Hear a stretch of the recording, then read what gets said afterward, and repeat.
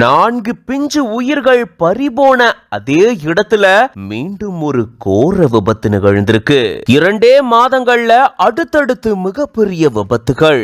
வளைவுல திரும்பும் பைக் 2 பேர் மேல மோதக்கூடிய பதபதைக்க வைக்கக்கூடிய காட்சி. கேரள மாநிலம் பாலக்காடு மாவட்டம் கரிம்பா பக்கத்துல இருக்கக்கூடிய பனையம்படம் அப்படின்ற பகுதியில தான் இப்படி ஒரு கோர விபத்து நிகழ்ந்திருக்கு. இந்த இடத்துல சாலை நல்லா வளைவாயிருக்கு. பாலக்காடு கோழிக்கோடு தேசிய நெடுஞ்சாலையான இந்த பகுதியில பைக் ஒன்னு அதிவேகத்துல வரும்பொழுது இந்த வளைவுல திரும்பும் தருணத்துல கட்டுப்பாட்டை இழந்து சாலையை கடக்க முயற்சி செஞ்ச 2 நபர்கள் மேல மோதி விபத்துக்குள்ளாகி இருக்கு.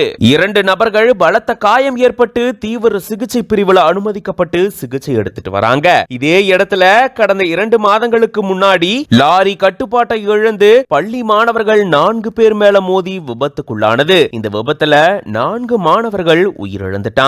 இந்த சூழல்ல இப்ப இதே இடத்துல மீண்டும் ஒரு கோர விபத்து ஏற்பட்டிருக்கு. இது தொடர்பான பதபதைக்க வைக்கக்கூடிய காட்சியும் வெளியாகி வைரல் ஆயிட்டு வருது. விபத்துகளை தவிர்க்கிறதுக்கு தக்க நடவடிக்கையை மேற்கொள்ளணும் அப்படின்னு கோரிக்கையும் விடுக்கப்பட்டிருக்கு.